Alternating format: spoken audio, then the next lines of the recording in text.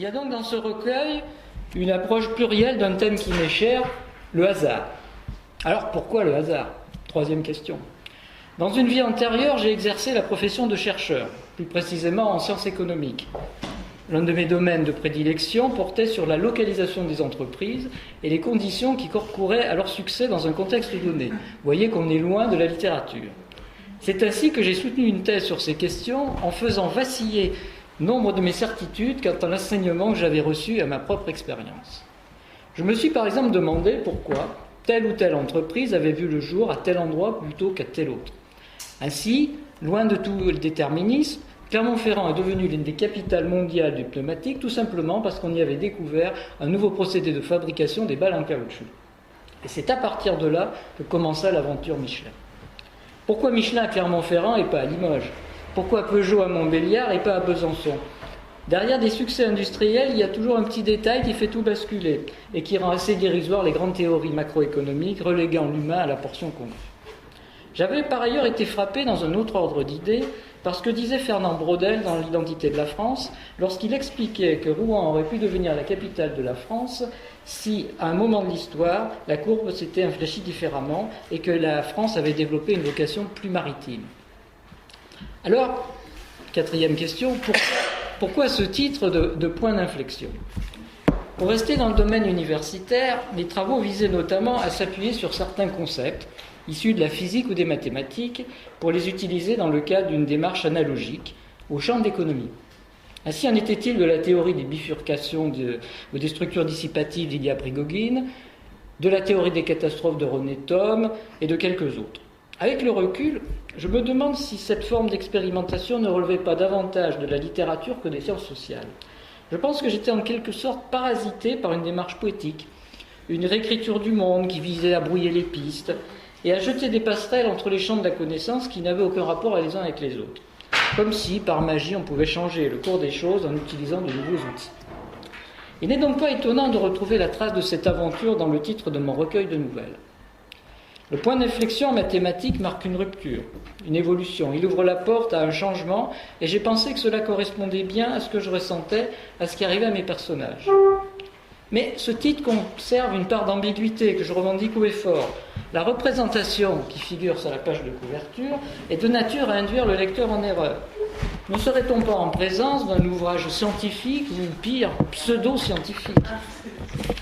Toute œuvre de fiction est un jeu de masques, un faux semblant, un piège tendu à l'imagination, un territoire inexploré. Territoire. Ma cinquième question, c'est pourquoi des villes et des territoires? Les tranches de vie qui constituent ce recueil s'inscrivent dans un territoire, dans un espace qui n'est pas seulement un décor, mais le reflet de l'aspiration des personnages ou de leur désespoir. Je ne sais pas dire les choses autrement sans les situer quelque part, sans qu'elles soient l'écho d'un lieu, comme si la clé du monde résidait dans un atlas de géographie ou un guide touristique. J'aime consulter des cartes, regarder des paysages qui sont comme un miroir qui me renvoie à une image de moi-même. Toute ma vie professionnelle et personnelle est imprégnée de cette passion pour les régions, les provinces, les territoires. J'en ai fait mon métier. J'y ai consacré ma thèse de doctorat. Je travaille depuis 30 ans dans la fonction publique territoriale et je suis aujourd'hui à la ville de Paris. J'aime me perdre dans les villes, comme Bordeaux ou Toulouse, où se déroulent quelques-unes de ces histoires, et bien sûr dans Paris. J'aime flâner, le nez en l'air, pour sentir l'humain qui parle à travers la mémoire des pierres. La littérature, pendant de nombreuses années, a cherché à gommer toute référence aux villes ou aux régions, alors que c'est une des voies royales pour accéder à un message universel. Camus ou Mauriac ne nous parlent pas de l'Algérie ou de la Gironde, et pourtant leur œuvre est totalement imprégnée de ces lieux et de leur magie. Dans un autre ordre d'idées, l'œuvre de Modiano est une errance incertaine, une quête d'identité qui ne prend son sens que dans des noms de rues, comme celle des boutiques obscures, des villatrices, des quartiers perdus, comme ceux de Nice, un dimanche d'août. Alors, parler de Nice, pourquoi le Sud? Pourquoi la Méditerranée? Ma sixième question que vous ne m'avez pas posée et que je me pose, je ne sais pas pourquoi ce matin. Je suis un homme du centre de la France, un Limousin, ancré dans son terroir et dans ses certitudes hercyniennes. Et pourtant, mon regard est guetté par l'héliotropisme, pour des raisons que je ne saurais trop expliquer. Ou peut-être si. J'ai mis mes pas dans ceux de mon père, qui partit seul en Algérie quelques semaines avant la Toussaint 54, à la recherche de je ne sais quelle sensation. Je suis aimanté par le Sud, d'où le clin d'œil aux tuiles romaines, qui constitue pour moi l'une des facettes de l'identité méditerranéenne. Plusieurs nouvelles de son recueil sont autant de clins d'œil à cet univers qui n'est pas le mien, mais qui s'est emparé de mes sens lors de mon premier voyage en Provence, il y a une quarantaine d'années. Il y a la Grèce aussi, bien sûr, berceau de la civilisation européenne, que nous ferions bien de ne pas oublier en cette période difficile.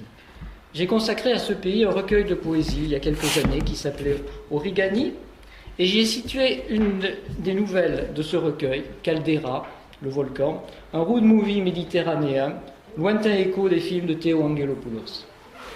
Mais le Sud dont je parle n'est pas celui des cartes postales ou des campagnes de communication, c'est un Sud de chair et de sang, un Sud de plantes anémiques, de gamins des rues, de révolution, de soif et de misère. C'est un Sud que mes héros choisissent pour y reposer en paix après avoir choisi de quitter ce monde. Choisir de quitter ce monde, alors pourquoi autant de suicides? Septième question que je vous n'avais pas posée, mais que je me pose. Pourquoi autant de suicides dans ce recueil? J'ai été effaré en relisant mes textes pour préparer cette intervention du nombre de suicides qui s'y déroulaient ou qui s'y préparaient. J'en ai compté 4, dont fort heureusement seuls 2 d'entre eux ont une issue tragique. Peut-être ai-je estimé, avec Camus, que le suicide était le seul problème philosophique vraiment sérieux. Mais j'ai surtout voulu montrer, au moins inconsciemment, que les erreurs d'aiguillage pouvaient conduire au pire. Les points d'inflexion sont parfois des points de non-retour, des impasses, des renoncements. Je ne sais pas si cette question hante mes personnages, mais la mort est le point d'inflexion par excellence. J'ai essayé, à travers le personnage de Quitterie, dans la nouvelle éponyme du recueil, de mettre le doigt sur ce moment de basculement, sur ce choix qui oscille et qui finit par se poser du côté de la vie, du bon côté. Pour d'autres, le point d'inflexion est déjà derrière, il n'y a plus d'autre choix. Le basculement s'est déjà opéré, la vie s'en est allée. Qu'est-ce alors que la liberté face au suicide? Un aiguillage qui n'a pas été correctement réglé, un train fou que plus rien ne peut arrêter. Alors, ça m'amène à ma 8e question. Pourquoi des trams? Pourquoi des gares? Michel Butor a écrit il y a une quarantaine d'années un ouvrage intitulé Intervalle, dans lequel un homme et une femme, qui ne se sont jamais vus, se rencontrent dans la salle d'attente de la gare de Lyon-Perrache. Ils ont une demi-heure de conversation et repartent chacun de leur côté. J'ai moi-même, enfant puis adolescent, passé de très longues heures dans ce lieu, décrit par l'un des maîtres du nouveau roman.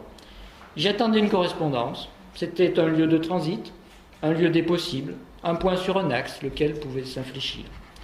La nouvelle Train de nuit est la seule de ce recueil qui prend appui sur un fait réel. L'accident de ferroviaire qui y est décrit a existé et a concerné des personnes que je connaissais. J'en ai changé totalement l'histoire, bien entendu. Le train qui roule dans la nuit, c'est l'espace qui se déplace en même temps que le temps. La fuite, la lâcheté. Le train, c'est la symbolisation de la modification, pour reprendre le titre d'un ouvrage de Butor, justement. On ne ressort jamais totalement indemne d'un voyage ferroviaire parce qu'il a sa propre temporalité, son propre rythme, parce qu'il génère des rapports humains atypiques et qu'il modifie l'épaisseur du temps. Dans la nouvelle intitulée Paul, le héros repasse 2 fois par la même gare dans la même journée, mais entre-temps, sa vie a pris une autre direction, sans doute pas la bonne, et il ne le sait que trop bien. Sans doute s'est-il égaré sur une voie de garage, celle de la politique, mais celle aussi de la trahison. La politique. Pourquoi la politique? Le monde politique apparaît en filigrane de ce recueil, non pas comme un thème central, mais comme un sujet de discorde. Une passion exclusive qui ronge les héros et qui finalement les détourne d'eux-mêmes à son seul profit.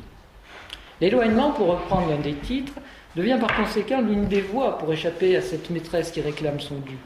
Le grand ce patriarche solitaire, réalise à la fin de sa vie que la politique l'a éloigné des siens. Et ce point d'inflexion lui permet peut-être de reprendre les choses en main, d'avoir pour son épouse un vrai geste de tendresse, de faire enfin tomber le masque. Je ne suis pas un acteur de la politique, mais un observateur dubitatif et fasciné en même temps, ni très près, ni très éloigné, à équidistance de l'engagement et de l'intérêt pour la chose publique. Peut-être aurais-je pu moi aussi m'y engager, mais encore eût-il fallu pour cela que la balance entre bonheur et pouvoir penche dans un autre sens. Il ne reste plus au ministre désabusé, interviewé dans cette nouvelle intitulée L'éloignement, qu'à boucler la boucle, à revenir à ses anciennes amours, la musique et le jazz, en particulier comme une manière de cultiver son jardin, de revenir aux fondamentaux. Alors, dernière question, la musique. Pourquoi la musique? Les notes parcourent ce recueil, le ponctuent, le scandent. Il n'y a pas de littérature sans musique, tout simplement parce que la littérature, c'est la musique que l'on joue avec les mots. Mais ce sont aussi des mots qui appellent la musique, qui en parlent, qui lui permettent de donner de la couleur aux situations. Comme il existe des musiques de films, il y a aussi des musiques de romans, des musiques de nouvelles, que l'on n'entend pas, mais dont la mélodie accompagne l'intrigue à travers de simples explications. Des formes de didascalie sonore, si je puis me permettre cette comparaison théâtrale. J'avais été frappé, en lisant la trilogie de Jean-Claude Izzo, par la présence de la musique, des chansons, du jazz surtout. Les 3 tomes de Fabio Montal sont parcourus d'hommages à John Coltrane, à Billie Holiday, à Miles Davis et à bien d'autres encore. Le dernier opus, reprenant même l'un des titres les plus célèbres du trompettiste, Soleá, chant d'amour et de mort sous l'influence du flamenco. L'écriture et le jazz, pour moi, c'est indissociable. Je n'écris que sous influence, écrivait Izzo. Mais, et j'en terminerai par là, la musique est aussi construction, progression, obsession. La musique est articulée autour de thèmes qui se croisent, qui se modifient, qui enflent et qui finissent par faire place au silence, ce que vous attendez déjà certainement de moi d'ailleurs. Écoutez par exemple l'allegretto du quatuor numéro 15 en ré mineur de Mozart, où l'on a l'impression que le compositeur parle de la vie, de l'enfance à la mort. C'est ainsi, en pensant peut-être au boléro de Ravel, que j'ai essayé de construire la nouvelle L'automne un soir, comme une partition, le thème de départ annoncé de l'héroïne, cette femme déjà âgée qui va quitter son mari, est repris sans cesse avec de plus en plus de violence, jusqu'à l'explosion finale, la révélation. Voilà, mais écoutez, je vous remercie de votre attention, et si certains d'entre vous ont quelques questions à vous poser, avant peut-être de lire une ou deux de ces nouvelles en fonction du temps qui nous reste.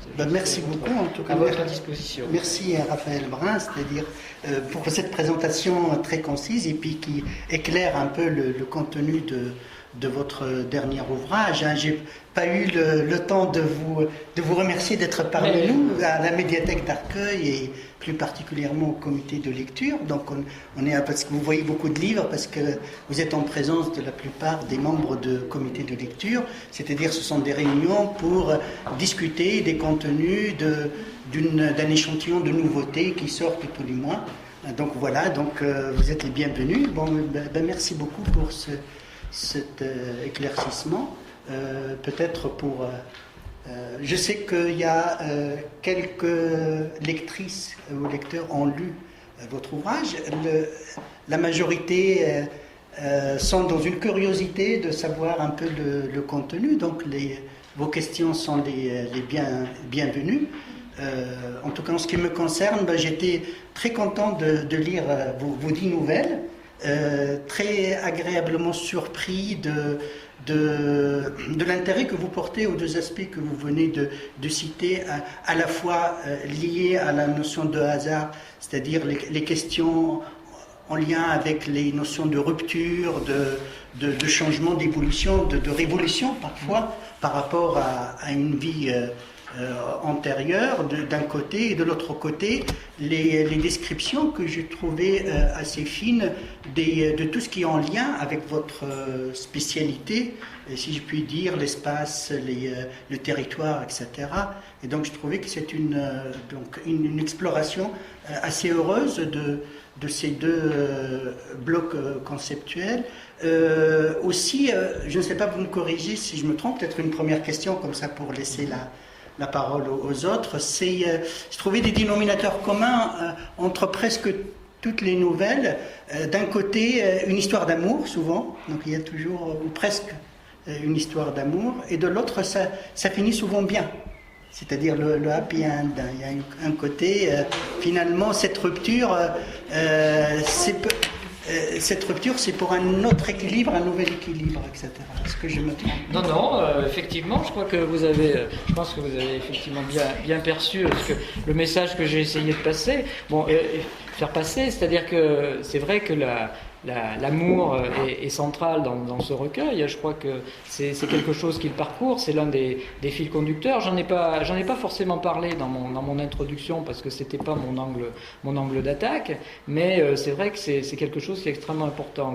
Je disais tout à l'heure dans mon propos liminaire que l'un des personnages, c'était plutôt peut-être de moi aussi dont je parlais, c'est que je suis très sensible à la balance entre le bonheur, le pouvoir, la nécessité de maintenir un équilibre entre différents pôles de son existence, de façon à ce que la vie personnelle ne devienne pas un enfer.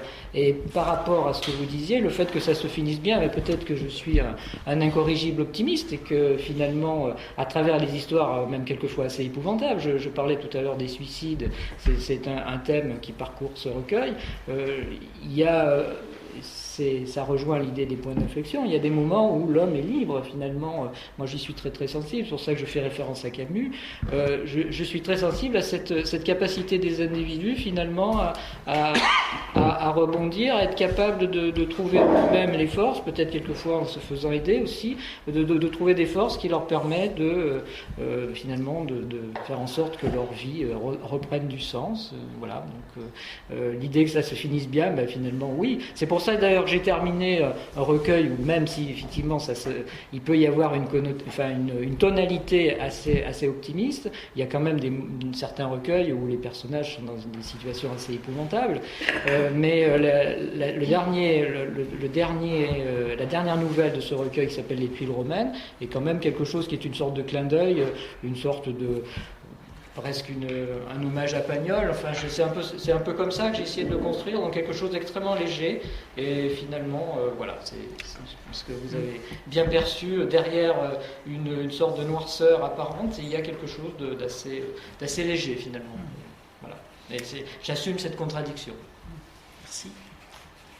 Moi, ce que j'ai trouvé intéressant, c'est que finalement, l'approche du point d'inflexion donne toujours lieu à une réflexion sur les personnages en eux-mêmes, sur ce qu'ils ont été, comment les changements sont advenus et qu'est-ce qui a fait que la révélation de ce qu'ils sont vraiment, quand suite à cette longue introspection, on se rend compte que le point d'inflexion, on aurait pu s'en rendre compte avant. En particulier avec je crois que c'est dans la nouvelle qui s'appelle Point d'inflexion où le personnage principal s'est toujours caché quelque chose. Et c'est cette longue introspection sur la vie et sur ce que sont réellement les hommes en fait. Et là, évidemment, c'est une réflexion sur un ami et sur ce qu'est l'amitié. Mais on se rend compte dans les nouvelles qu'il y a toujours ce ton-là le point d'inflexion amène les personnages à réfléchir. C'est un temps de réflexion, en fait. C'est vrai, c'est un temps de réflexion. Pour répondre à votre question sur cette nouvelle qui a donné son titre au recueil, en fait, je crois que vous avez bien perçu ce que j'ai essayé de faire passer, c'est-à-dire que un personnage, pour reprendre peut-être tout le monde n'a pas lu cette nouvelle et n'en a pas forcément souvenir. C'est un monologue. C'est un personnage qui est en train de parler d'une amitié qui est en train de disparaître à cause du comportement de cet ami de 30 ans ou de 40 ans, je ne sais pas, qui tout d'un coup, il se rend compte que c'est plus comme avant. Et en fait, je crois que vous avez bien perçu que le mouvement, il est parti de beaucoup plus loin. C'est quelque chose... Alors, le personnage essaie de se souvenir de points de détail qui font que... Mais oui, je me souviens, etc. Déjà, j'avais perçu, mais alors est-ce que c'est pour ça, etc. Et en fait, ni plus ni moins que ce personnage, c'est en fait c'est un problème psychique qu'il rencontre. Enfin, c'est quasiment une forme de paranoïa que rencontre l'ami du narrateur. Et donc, en fait, ça vient de loin, effectivement. C'est une sorte de mouvement qui est initié depuis très longtemps, mais le point d'inflexion, c'est le moment où les choses basculent. Et c'est aussi un point de réflexion, parce que il y a une tentative de ce personnage, du narrateur, d'essayer de prendre conscience de ça, et finalement se dire je n'y peux rien. C'est-à-dire que jusqu'au dernier moment, il dit c'est pas possible, il faut absolument qu'on retrouve le sens de notre amitié, et il se rend compte que finalement il ne peut pas. Et en fait, il y a cette prise de conscience, cette espèce de renoncement, se dire finalement je n'y peux rien. Il est comme ça, il est devenu ce qu'il est aujourd'hui, et ce n'est plus ce qu'il était. C'est plus le même personnage que j'ai connu, mon ami d'enfance, etc. Et donc en fait, c'est aussi il fait un retour sur lui-même, et c'est bien ça, c'est une réflexion. Dans la nouvelle dont je parlais tout à l'heure, Train de nuit, je parlais de ce train lancé dans la nuit, comme ce train fou. Le train fou lancé dans la nuit, en fait c'est ça, c'est-à-dire qu'il y a une sorte de direction, à un moment, les choses s'infléchissent, il va y avoir un accident qu'on perçoit. Enfin, j'ai essayé à travers cette nouvelle de faire venir cet accident, de l'annoncer à travers un certain nombre de détails narratifs, et donc à un moment, les choses basculent. Et en fait, c'est pas le vrai basculement, puisque le personnage dans Train de nuit, il a un accident ferroviaire, en fait, c'est pas là qu'il va perdre la vie, il va mourir quelques jours après dans un accident de voiture. Bon, voilà. Donc, mais je crois que c'est ça, c'est aussi un moment où le personnage réfléchit sur lui-même, réfléchit dans sa relation aux autres. C'est un peu ça que j'ai essayé de montrer. Et finalement, ça permet c'est parce qu'il a réfléchi sur d'où ça venait, en fin de compte, que ce point d'inflexion va pouvoir déboucher sur quelque chose, sur un nouvel équilibre ou pas. Tout à fait. S'il est capable d'accepter ou pas ce que ce point d'inflexion lui révèle, en fait. Il y a un dépassement. Voilà. Tout à fait. C'est un moment qui, c'est l'une de ces nouvelles, mais on pourrait citer d'autres exemples. C'est un moment où le personnage est capable effectivement de passer à autre chose, d'aller au-delà, de dépasser ce point d'inflexion pour essayer de poursuivre, d'aller au-delà et de ne pas rester bloqué sur l'avant. Et c'est sur le travail de résilience, en fait, dans la plupart. On pourrait dire ça comme ça, effectivement. Vous employez le terme cher à Boris Cyrulnik. Personnellement, je pense que c'est plus compliqué que ça, mais effectivement, c'est la capacité qu'a le personnage à je dirais pas faire table rase du passé, mais au moins de tourner la page. Et en fait, c'est une sorte de deuil. Je crois que c'est le deuil de l'amitié voilà, je crois que c'est ça le terme que je cherchais. En fait, c'est le deuil d'une amitié. Et en fait, ce point d'inflexion, c'est ce travail de deuil qu'à travers ce monologue, cette réflexion intérieure, le personnage essaye il essaye de faire ce deuil de cette amitié auquel il tient énormément. Enfin, c'est une partie de sa vie. Et en fait, c'est un déchirement. Mais c'est nécessaire. C'est-à-dire qu'il ne peut pas continuer à vivre s'il ne fait pas le deuil de cette amitié. Donc en fait, il essaie de se trouver... c'est une discussion avec lui-même. Il essaie toujours de se trouver des bonnes raisons pour continuer. Et en fait, à la fin, c'est évidemment extrêmement théorique, mais à la fin, il se dit finalement non. Voilà, c'est non. Comme le personnage de Kitri aussi, cette femme qui retrouve son amour d'enfance et qui se rend compte, elle aussi, alors qu'elle est prête à se suicider, je parlais tout à l'heure du basculement, elle est prête à se suicider, elle fume cigarette sur cigarette dans la nuit, et puis finalement, au petit matin, après avoir écouté la musique, toujours le jazz, finalement, elle va passer à autre chose, elle aussi, elle va changer de vie, elle va reprendre la médecine, voilà, donc médecine libérale. Et comme par hasard, c'est par une personne interposée qui est la femme de... Qui est par la femme, voilà, tout à fait. Il y a un tiers dans cette histoire. Il y a un tiers qui est paradoxalement la femme qui a eu la vie qu'elle aurait pu avoir, puisqu'en fait, cette histoire, c'est ni plus ni moins qu'une histoire d'amour qui n'a pas pu se concrétiser. C'est deux jeunes étudiants en médecine qui vivent une sorte de passion extrêmement dévorante et mortifère. Et finalement, l'un des deux personnages, la femme femme en l'occurrence, la jeune femme, préfère partir pour échapper à ça et va mener une autre vie. Et à un moment, le hasard, toujours le hasard, remet ces personnages en présence. Et donc, elle essaye, elle est totalement déstabilisée, et en fait, c'est le contact qu'elle va avoir avec l'épouse, celle qui a vraiment eu la vie avec la personne avec laquelle elle était amoureuse quand elle était jeune, c'est cette personne qui va lui permettre d'éviter justement le pire. Et voilà, donc c'est curieux, c'est une sorte de paradoxe, mais j'ai voulu construire cette nouvelle sur ce paradoxe. Catherine, j'aurais une question, alors c'est sur le processus de création finalement. Est-ce que les deux positions, est-ce que vous êtes parti de cas précis ou d'histoires et finalement la synthèse a toujours été ce point d'inflexion comme démonstration, ou est-ce que l'idée du point d'inflexion était centrale et que vous avez inventé des personnages et des histoires autour de ça? Alors, je vais répondre par une pirouette. En fait, c'est les deux.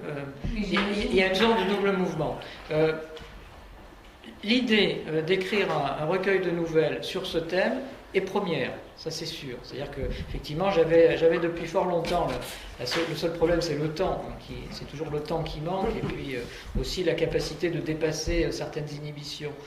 Mais le point de départ, cette idée que construire des histoires sur ces moments de basculement est première. Mais à partir de là, mon travail il a consisté à trouver des personnages. Et ces personnages, mis à part une histoire qui, effectivement, dont je me suis inspiré, qui m'avait beaucoup frappé quand j'étais enfant, cette histoire d'un accident ferroviaire qui était arrivé à quelqu'un que je connaissais et qui est mort quelques jours après, auquel il a échappé, et qui est mort quelques jours après dans un accident de voiture. C'est vrai que quand on est enfant, c'est quelque chose qui frappe. Donc en fait, à part cette nouvelle, et d'ailleurs j'ai complètement totalement modifié les personnages, ça n'a plus grand chose à voir avec ce qui s'est réellement passé. Personne ne reconnaîtrait les personnages, puis bon, je les ai perdus de vue depuis tellement longtemps, c'est pas le sujet. Mais à partir de là, après j'ai essayé, par rapport au travail d'écriture, de trouver des histoires. En fait, j'ai inventé des histoires ensuite, à partir de là, j'en ai inventé une trentaine d'histoires, et puis j'en ai écrit 10 là, pour ce recueil. Et à partir de là, j'ai essayé de les travailler comme une histoire indépendante, comme un petit roman. Donc ça prend du temps, bien sûr. Mais d'un autre côté, qui sont ces personnages? C'est-à-dire que, et c'est ce que j'expliquais tout à l'heure quand j'ai commencé, c'est-à-dire que l'écriture, c'est quelque chose qui à un moment, ça dépasse l'écrivain. C'est-à-dire qu'il y a une sorte de mouvement qui se crée. C'est-à-dire, je veux dire, j'enfonce des portes ouvertes, je dis des choses totalement d'une banalité, je me rends bien compte, mais c'est vrai que c'est quelque chose. Il y a une sorte de mouvement quand on écrit qui vous porte. Mais en fait, c'est vous-même quelque part. Hein. Il y a forcément des réminiscences ou des choses comme ça, mais c'est vraiment de la fiction. C'est vraiment de la fiction. Personnages, et ces personnages, ils vous accompagnent quand on écrit. Ces personnages, on leur donne corps. Ils commencent à exister. Ils se détachent de l'écrivain. Vous voyez ce que je veux dire? C'est qu'on est dans un mouvement, c'est ce que j'ai essayé d'expliquer tout à l'heure, on est dans un mouvement qui finalement s'autonomise par rapport à ce qu'on est. Est-ce que vous iriez jusqu'à dire après, c'est un peu autre chose, que finalement, dans chaque personne, c'est une généralité, il y a un point d'inflexion chez la quasi-totalité des... Évidemment, c'est l'humain. Enfin, je veux dire, personne n'est d'un bloc. La vie n'est jamais, une ligne droite. C'est toujours quelque chose de brisé ou de courbe. Ça ne va jamais droit. Hein, c'est ça. Enfin, je veux dire, puis chaque individu est une contradiction en lui-même. On est totalement pris par des forces qui tirent dans tous les sens, mais c'est ça qui fait la richesse des individus. Mon sentiment. Ça, on sort de la littérature. Merci. D'autres questions ou remarques? Moi, je peux me permettre, Plaisir. disons, enfin quelque chose que j'ai ressenti. J'ai eu quand même l'impression que tous vos personnages évoluaient dans des milieux très privilégiés, que les femmes étaient toujours très élégantes et très belles. Et je dirais que quelque part, ça m'a un petit peu gênée. Oui, voilà. Je me permets. C'est un ressenti. Donc les femmes moches et les classes populaires. Non, mais c'était quand même, à mon avis, assez souvent. Et je me suis dit, bof, est-ce que ça existe vraiment dans la vraie vie? Voilà. Tout le temps. La vraie vie. Voilà. Enfin, la vraie vie. Disons le. Moi, j'ai pas lu, mais vous avez parlé que vous étiez passionné par les rues, par les gamins des rues et par la misère. Mais je n'ai pas lu les livres. Alors, bon, moi, je les ai lus. Donc, voilà. Et c'est une réflexion que je me suis faite. Voilà. D'accord.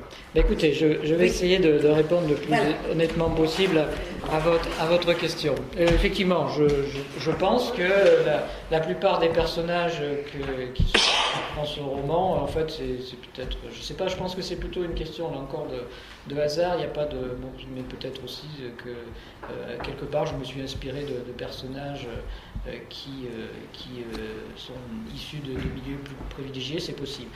Par contre, il y a une des nouvelles, et je pense que c'est une des nouvelles sans doute les plus importantes de ce recueil, c'est la nouvelle qui s'appelle Paul. Et en fait, là, dans ce recueil, dans cette nouvelle, il y a la confrontation, je dirais post-mortem, en quelque sorte, d'un personnage qui est un haut fonctionnaire, qui raconte qu'il a été en stage quand il sortait d'une grande école quand il était jeune, et qui a eu une histoire d'amour avec une personne qui était une des employées d'une usine de la sous-préfecture dans laquelle il était en stage. Et en fait, il s'est rendu compte que il y a une confrontation sociale, effectivement. Il y a une confrontation sociale entre un personnage qui lui-même n'est pas d'origine bourgeoise, qui est en fait quelqu'un qui a lui-même été rejeté, qui est un personnage qui a souffert dans son enfance parce qu'il venait justement d'un milieu populaire, qui par l'ascenseur social et l'élitisme républicain est devenu un haut fonctionnaire, et il a eu une histoire d'amour avec quelqu'un qui était du même milieu social que lui. Donc, en fait, cette histoire il l'a laissée. En fait, et plusieurs années après, c'est un peu l'histoire, c'est souvent quelque chose qui est commun à ce recueil. Il retrouve cette personne, enfin il entend parler de cette personne, on lui annonce la mort de cette personne qui s'est suicidée parce qu'elle s'est jamais remise. De cette histoire d'amour. En fait, là, il raconte que, en fait, son milieu, c'est ce milieu. Il s'en est jamais. C'est le milieu des matchs de football, c'est le milieu des usines, c'est le milieu des grèves. Et en fait, c'est ça sa vie. Et en fait, voilà. Donc, en fait, dans cette nouvelle qui s'appelle Paul, on a vraiment des personnages qui sont pas du tout de ce milieu, mais qui en fait se retrouvent plongés le personnage se retrouve plongé dans un univers qui n'est pas le sien. Il essaye de prendre un masque, il essaye de faire croire qu'il en est, comme on dit, et en fait il n'en est pas du tout. Il est resté un fils d'ouvrier au fond du même. Donc en fait, voilà. Donc, ce que je voulais dire, c'est que mais il y a d'autres exemples. Hein. Voilà. Mais c'est vrai, ce que vous dites, c'est certainement pas. Enfin, c'est comme ça que vous l'avez ressenti, voilà, de toute façon. Exactement, je voulais vous le dire, voilà, parce que quand même, bon. On s'approprie ce qu'on lit, et effectivement, on en fait autre chose que ce que l'auteur a voulu dire. Expliquer les intérieurs sont toujours décorés, avec beaucoup de goût, enfin... Bon, j'ai eu l'impression d'entrer dans un mais monde... peut-être que les personnages ont besoin d'un décor qui n'est... oui, mais ça m'a fait une impression d'un peu trop. Voilà. C'est le calme qui prépare la tempête. Oui, non, mais je dis pas. Disons, c'est une impression que je voulais dire. Puisque... Non, mais il y a une description de la gare Saint-Charles de Marseille dans la nouvelle train de nuit. C'est vrai que enfin, si vous le relisez, je vais le relire. Vous verrez que c'est derrière le rideau, c'est pas tout à fait ça. Et je pense qu'en fait que la contradiction elle passe à l'intérieur des personnages là encore. D'accord. Allez-y. Non, mais je me demandais si c'était pas lié au fait qu'au fond, il faut être sur le point essentiel du point d'inflexion et que ces personnages, en quelque sorte, bien sûr, ça leur fait peut-être perdre une certaine épaisseur sur un plan social, mais en même temps, il faut qu'ils soient dégagés de tout un tas d'autres considérations que le point même qui est visé dans la nouvelle. Et je me demande si ça part, c'est une question, si ça part rapport à voir avec ça, parce que, voilà, connaissant le milieu dans lequel évolue l'auteur, je veux dire, c'est à la fois c'est intéressant parce que c'est vrai que cette remarque est tout à fait juste, je pense que, et en même temps, voilà, qu'est-ce qui peut l'expliquer, je ne sais pas, sur un plan inconscient, qu'est-ce qui peut expliquer cette chose-là? Vous voulez dire pour ne pas tomber dans le misérabilisme dans le sens oui, c'est ça. Je voulais pas c'est pas l'os de la question, oui. Donc en fait c'est pour ça sans doute. Puis non, puis au-delà de ça peut-être aussi qu'il y a une forme d'idéalisation. Voilà, je pense aussi une forme de, il y a une pente à une espèce de netteté, de propreté, d'idéalisation sans doute, qui est peut-être de cet ordre-là. Voilà, je pense que plus qu'une question, parce qu'on peut l'entendre de différentes façons cette question-là. On peut l'entendre sur le plan sociologique et des milieux dans lesquels on évolue, et on peut l'entendre aussi sur le plan, d'une situation qui serait de l'ordre je sais pas comment le dire, mais une certaine netteté, quand vous dites au fond tout est lisse, c'est du côté un peu du côté lisse, du côté. C'est-à-dire, c'est pas l'histoire en elle-même, c'est pas tellement, c'est pas l'histoire. Non, c'est le décor et certains personnages que j'ai trouvés un peu, mais c'est mon impression, j'ai eu cette impression. Mais j'ai lu avec plaisir, c'est pas la question, mais j'ai eu cette impression finale. Mais je le relirai à la lumière de votre exposé. Qu'est-ce qui motive ça? C'est-à-dire sur le plan psychique et sur le plan d'écriture, qu'est-ce qui peut motiver ça? C'est-à-dire, est-ce que ça relève de votre inconscient ou c'est conscient? Alors, non, mais on écrit sur les gens qu'on connaît. Je veux dire, il y a une partie de votre vie qui. Alors peut-être que. Je sais pas, c'est question que j'ai. Mais je voulais vous en faire part avant de tourner la continuité. Mais absolument, mais je ne le prends pas du tout comme une critique. Non, c'est pas une critique. Mais non,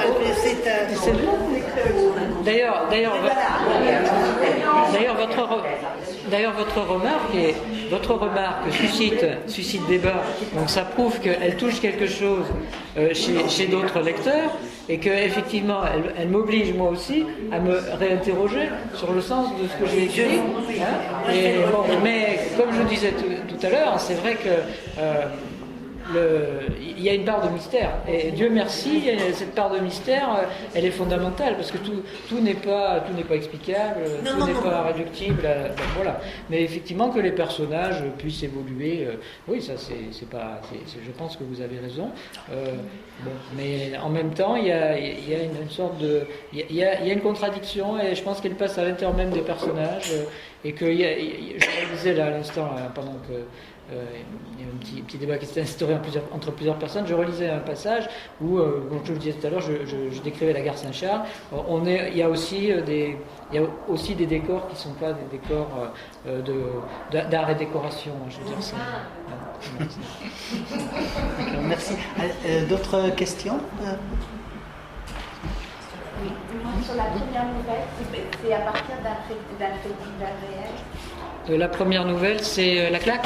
La Claque, oui. Alors là, la Claque, c'est quelque chose, je ne sais pas, finalement inconsciemment, d'où vient cette histoire. Bon, j'en résume pour ceux qui n'ont pas lu. Il ne faut pas trop dévoiler, parce que sinon ils ne vont pas le lire.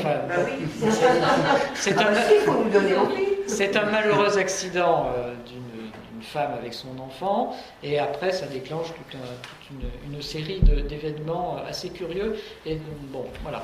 Et ça se termine comme ça doit se terminer. Je n'en dirai pas plus. Non, c'est très franchement, non. Je ne sais pas d'où vient cette histoire. Ces personnages me sont très étrangers. un personnage de policier qui est à 1000 années-lumière dans mon univers, auquel je me suis attaché, qui est une sorte de flic un peu paumé, alcoolique, qui rencontre justement, qui vit dans un, qui tire un peu le diable par la queue, qui a une vie de bâton de chaise, qui est en train de se faire larguer par sa femme, par sa compagne, et puis qui rencontre une femme d'un milieu qui n'est pas du tout le sien, donc en fait il y a une sorte de décalage là encore, mais c'est des personnages que je pas... Mais on a là un exemple parfait de point d'inflexion. Ah oui, tout à fait, oui, tout à fait. C'est l'un va servir, chacun va être une bouée de sauvetage pour l'autre en fait. C'est un peu ça qui se passe dans cette histoire, où deux personnes qui sont complètement larguées vont finalement se trouver, et finalement leurs axes de vie vont se croiser, et à partir de là. Il va se passer autre chose, mais bon, c'est peut-être à travers la noirceur, parce que c'est effectivement une nouvelle extrêmement noire. Il y a un vent d'optimisme. Et d'ailleurs, je ne sais pas si vous avez... Il y a une sorte de parallèle entre la première et la dernière phrase, et finalement, la boucle a été bouclée, puisqu'on passe de la claque à la caresse. Vos dernières questions Oui, allez-y. Pourquoi il avait pourquoi démarquer les voitures? Comment? Pourquoi dans les questions, il y avait une question sur pourquoi les voitures? Les voitures? Pourquoi il n'y a pas une question sur les voitures? Non, pourquoi il y avait une question pour les voitures? On ne peut pas dire que les voitures soient un thème central du recueil. Hein, il est question des trains, il est question des gares. Pourquoi il n'y a pas de voiture? Pourquoi des voitures? À un moment donné, elle a entendu pourquoi des... Ah non, je crois pas. Non, tu n'as pas... Non, il n'y avait pas pourquoi des voitures. Mais peut-être que si tu l'as entendu... L'histoire d'avant, c'est la blessure dans un accident. Ah, il y a un accident de voiture. Un accident de voiture. Celui qui échappe à une catastrophe ferroviaire, Ah oui. Dans un c'est accident. une catastrophe ferroviaire. Ah oui, c'est l'histoire véridique. Un accident de voiture. Voilà. Ah oui, c'est ça Ah, qui est... effectivement. Donc, comme quoi, les mots Voilà. se détachent, encore une fois, de leur sens premier. Ils ont leur propre vie. Hein, ils se mettent à flotter comme ça dans l'univers. Et c'est ça qui fait... C'est ça la littérature, finalement. C'est des petits mots qui flottent et qui finalement se mettent les uns avec les autres pour former des phrases. On entend un son, ça part, et puis hop. Voilà, donc la voiture. Pourquoi des voitures? Ben oui, pourquoi des voitures? Justement parce que il y a une histoire d'accident de voiture dans une des nouvelles, et puis il y a un personnage qui a échappé à un accident de train, mais il n'a pas échappé à un accident de voiture. Voilà. Il se fait écraser par un camion. Alors, l'espace et le temps, est-ce qu'on peut demander à quel moment vous écrivez? Si c'est un travail régulier, à 5 heures du matin, la nuit, et est-ce qu'il y a des conditions plus favorables que d'autres? Alors écoutez, je vais vous intriguer. J'ai une activité professionnelle à temps plein, bien prenante, donc je n'ai pas beaucoup de temps. J'écris dans le RER, pour l'essentiel. Et une fois... Le B. Alors vous avez du temps. Et vous arrivez à être assis dedans. Hier soir, Parce que quand même, moi je le prends aussi souvent. Le mai, j'arrive, c'est le matin, le soir je suis incapable d'écrire 3 mots, mais le matin, donc en fait j'écris. En ce moment j'écris pas de nouvelles, j'écris autre chose, mais je consacre entre 20 et 25 minutes par jour à l'écriture en ce moment dans le RER, grâce aux grèves notamment, grâce aux incidents techniques. Voilà, il y a certaines personnes dans cette salle dont je sais qu'ils sont des usagers du RERB, donc je sais qu'ils en souffrent. Oui, exactement. Il y a même aussi dans cette salle des agents de la RATP. Ah bon, bah alors on va Mais c'est vrai que Non, mais c'est. Moi, j'arrive.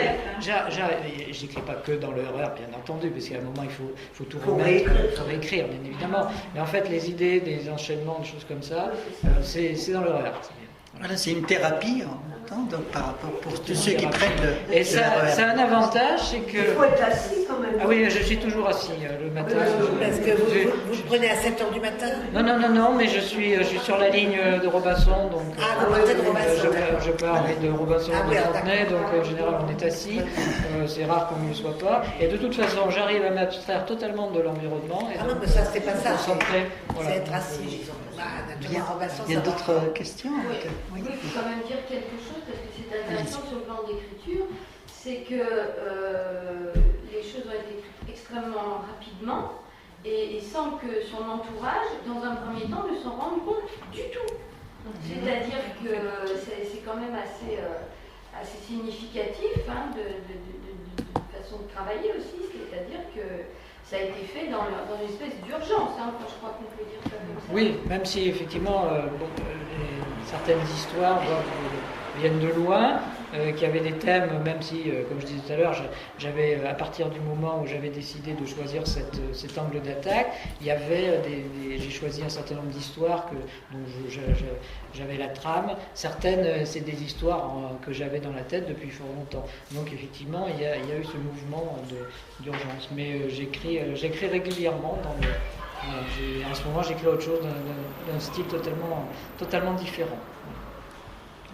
Donc j'aurai peut-être un jour l'occasion, si vous avez la gentillesse de me réinviter. En tout cas, pour moi, c'est un plaisir de discuter avec vous. Peut-être, s'il n'y a plus d'autres questions, nous lire un extrait, voilà, si vous voulez. Bien volontiers.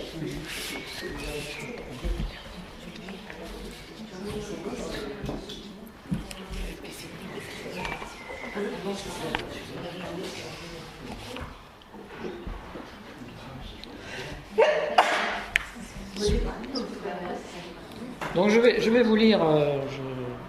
On a jusqu'à quelle heure? On n'a plus beaucoup de temps, un petit quart d'heure. Quelle heure? Bon, écoutez, je pense que ça devrait aller. Donc, je vais vous lire la nouvelle qui s'appelle Caldera. Je parlais de la Grèce tout à l'heure, et donc, comme je disais, j'ai consacré un recueil de poèmes à la Grèce il y a quelques années. Donc, je suis très attaché à ce pays. Et donc, en fait, j'ai situé une des histoires en Grèce, à Santorin très précisément, et donc c'est de cette histoire, c'est cette histoire que je vais vous lire. C'est du total délire, ne cessait de répéter Cécile au comble de l'exaspération. Un truc de dingue ce voyage à la con. Tu te rends pas compte? Te balader avec ça, rien que pour céder à leurs caprices intellectuels névrosés. De toute façon, tu leur as toujours dit amen. Ils t'auraient fait escalader l'Everest ou le Kilimandjaro en VTT. Traverser la moitié de l'Europe pour, comment tu dis déjà, respecter leur dernière volonté? Je comprends mieux maintenant pourquoi ta femme a mis les voiles. Comment peut-on vivre avec un mec comme toi, un éternel ado qui rêvasse au lieu de prendre ses responsabilités? Un Don Juan de carnaval, professeur de littérature contemporaine. Tu parles, c'est avec Camus ou Hemingway que tu aurais dû te maquer. Il n'a jamais essayé de les observer, de les écouter. Qu'est-ce que tu comprenais à leur univers? Qu'un homme et une femme puissent vivre une chose pareille, une telle passion, jusque dans la mort? Ça t'échappe totalement. C'est trop ringard. Puis l'amour, c'est pas ton truc. Tu ferais mieux de regarder ta route. J'ai envie d'arriver à Roissy vivant, pas de les rejoindre illico presto. C'est pourtant la meilleure chose qui pourrait nous arriver. Je dois avouer que je m'étais bien gardé de lui dévoiler les motifs exacts de ce départ précipité, quand je lui avais demandé de me conduire à l'aéroport. Par chance, la proximité du terminal numéro 1 va mettre un terme à ce feu nourri de reproches et me sauver de la vindicte sororale. Je puis laisser enfin mon esprit vagabonder tout à loisir. La vue des avions me plonge toujours dans un sentiment mitigé d'exaltation et de terreur que la perspective de ce voyage ne faisait qu'exacerber. Bientôt, ma vie ne tiendrait plus qu'à un fil et quelques tonnes de kérosène. Malgré son humeur de dogue neurasthénique, Cécile avait tenu à m'accompagner à l'intérieur de l'aérogare, autant par pitié que par affection. Il y avait aussi de la curiosité dans son attitude. Le sens de cette expédition lui échappait complètement. Les relations détestables qu'elle avait toujours entretenues avec nos parents, mon père en particulier, avaient en grande partie altéré son jugement. J'avais dû la supplier pour qu'elle accepte de venir à leur enterrement. Elle ne supportait pas ces simagrées, disait-elle, et ne comprenait pas que l'on puisse encore s'émouvoir lors de ces cérémonies d'un autre âge. En prenant connaissance de la lettre qu'ils avaient laissée après leur suicide, et dont je lui avais dissimulé jusqu'alors l'existence, les sarcasmes s'abattirent en rafale sur ma frêle personne. Je vis surtout dans sa réaction outragée l'extrême souffrance qui était la sienne, des remords et des regrets, et une absolue solitude derrière le cynisme trop ostensiblement affiché. Mais c'était sa vie, et je m'étais toujours interdit de la questionner davantage. Elle savait tout de moi, mais je ne savais rien d'elle. « Tu reviens quand ?» dit-elle avec un soupçon d'inquiétude dans la voix et une douceur que je ne lui connaissais pas. « Un aller simple, ça te ressemble pas, mon vieux. » « J'en sais rien, je verrai bien. Une semaine ou deux, davantage peut-être. J'ai besoin de temps. » « Tu te fous de ma gueule. Tu décides de partir en Grèce sans crier gare. Tu te mets en disponibilité, ton couple est en 1000 morceaux, et monsieur se prend pour Kerouac. Il a besoin de temps. Tu te carapates, toi, au lieu de résoudre tes problèmes avec ta nana. Vous les hommes, vous avez une capacité incroyable à mentir, à vous mettre la tête dans le sable. La première mouche qui passe, allez hop, en voiture Simone. Au lieu d'aller parler à Marie, tu pars en villégiature avec tes vieux en bandoulière. T'es pitoyable. C'est le dernier voyage, je les accompagne. Ce n'est pas toi qui as soigné papa, ce n'est pas toi qui as découvert le corps. Ils avaient tout prémédité, je leur en ai voulu pendant des mois. Je me disais que c'était monstrueux, un tel égoïsme. Et j'ai fini par admettre, malgré ma douleur et ma colère, que je devais m'incliner devant leur choix et respecter leur liberté. Nous n'avons aucun droit de les juger. Et je vais faire ce qu'ils nous ont demandé, un point, c'est tout. Leur liberté? Et nous? T'es vraiment trop nul. Je ne sais pas si un jour tu vas ouvrir les yeux. C'est pas un cœur que tu as, c'est du granit. D'ailleurs, tu n'as jamais su garder un mec plus d'une nuit. Allez, ciao, belle. Je quittai Cécile précipitamment et me dirigeai vers la porte d'embarquement sans me retourner. Elle pouvait bien hurler, m'insulter, je ne l'entendais plus, j'étais déjà loin. J'atterris à Athènes en fin d'après-midi après avoir essuyé de violents orages au-dessus des Alpes. Zeus avait tenu à marquer sa ferme désapprobation quant à l'objet de cette entreprise impie. Mais je n'en avais cure.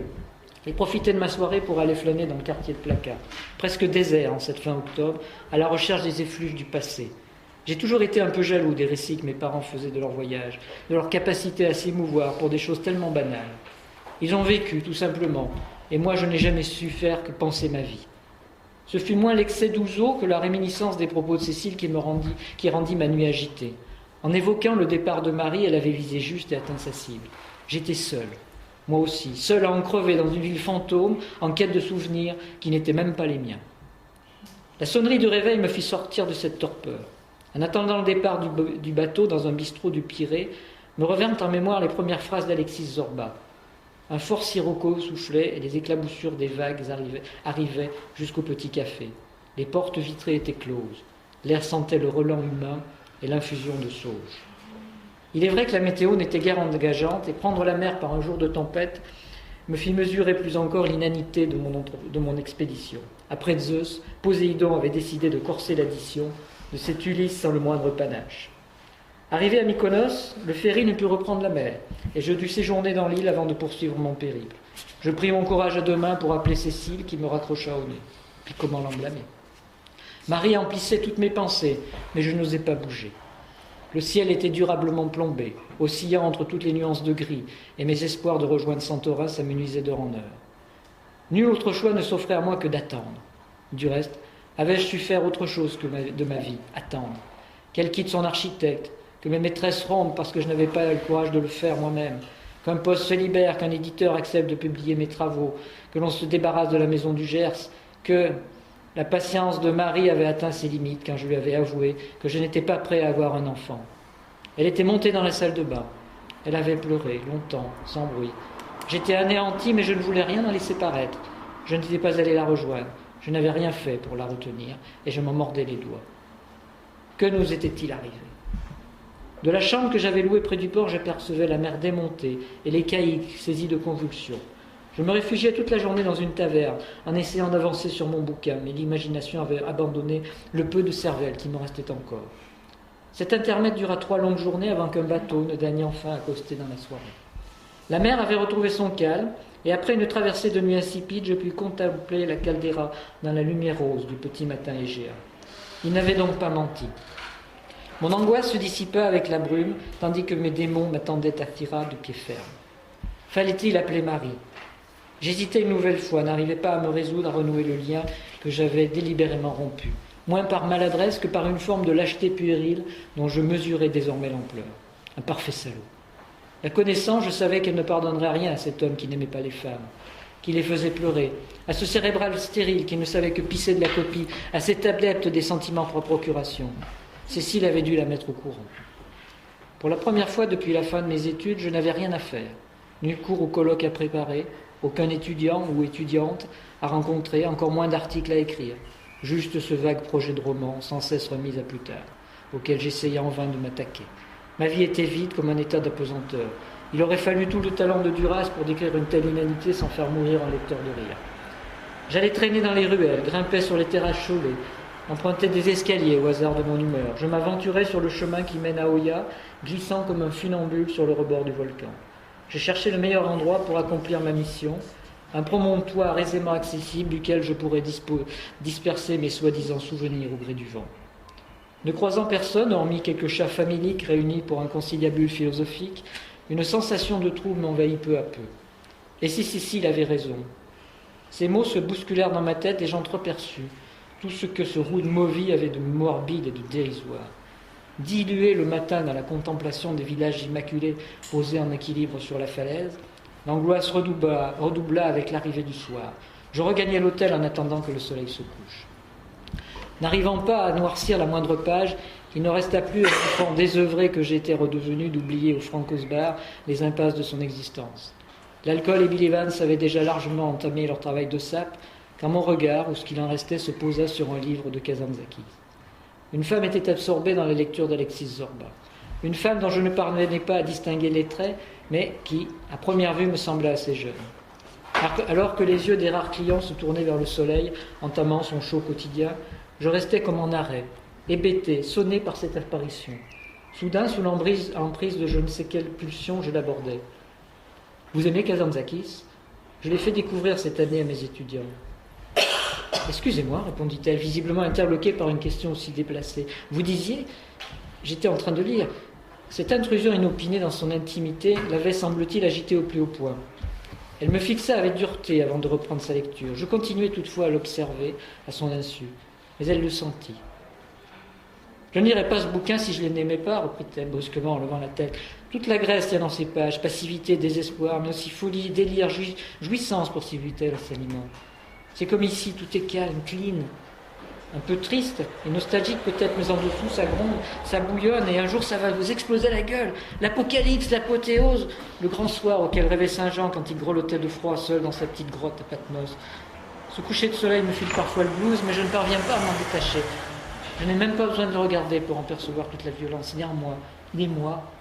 De cette terrasse, on peut regarder la mort en face, la tutoyer, apprendre à la respecter, à se sentir à la fois puissant et tellement minuscule. C'est une immense souffrance, en même temps un espoir, un plaisir inouï que le cerveau humain ne peut ni concevoir ni expliquer. C'est une forme d'orgasme, alors ajoutai-je avant de regretter avec cette impertinence déplacée que je risquais de payer cher. Vous ne criez pas les poncifs pour l'universitaire, me lança-t-elle avec un air de défi ironique. Vous manquez de recul et un minimum de rigueur scientifique, prof. Je parie que vous enseignez la littérature dans une petite fac de province. Je ne suis pas une de vos groupies d'étudiantes auxquelles on peut parler de la mort sur un ton badin, avec des sourires entendus. Ça les fait peut-être fantasmer, mais moi j'ai passé l'âge de ces libertinages. Je vous parle du désir avec un grand D et vous ne pensez qu'à la gaudriole. Je n'ai pas ce type de rapport à la mort, à Santorin moins qu'ailleurs, rétorquai-je, quelque peu décontenancé par l'aplomb de ses propos. C'est justement pour exorciser cette saloperie que j'ai entrepris cette sorte de pèlerinage. Les gens comme vous, j'ai appris à m'en méfier.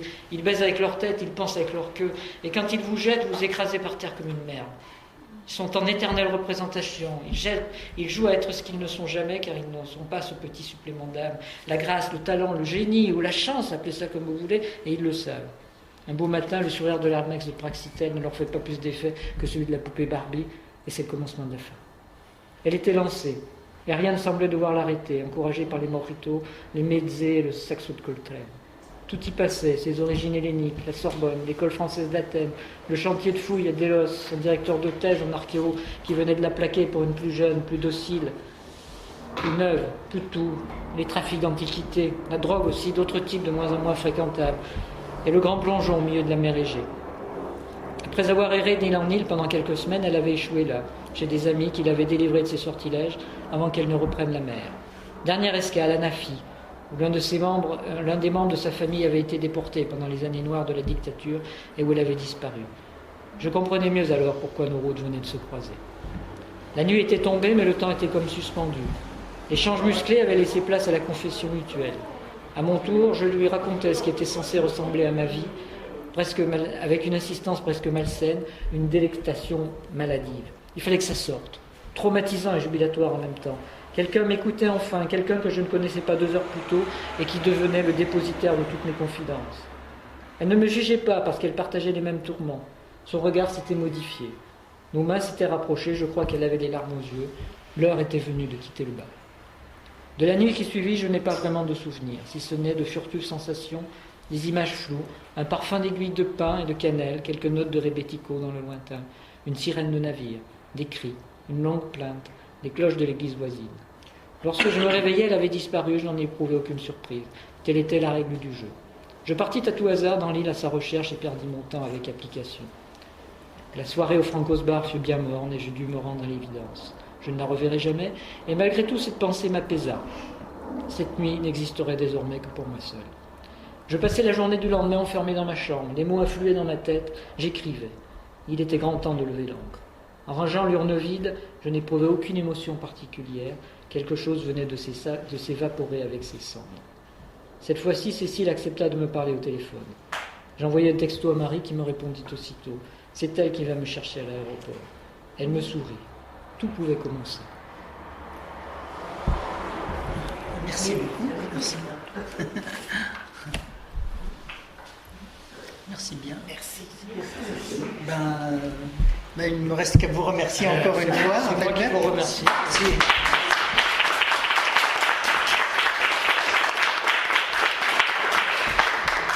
Si vous voulez une signature, je crois que vous avez quelques exemples. Oui. Voilà. Merci. Merci bien.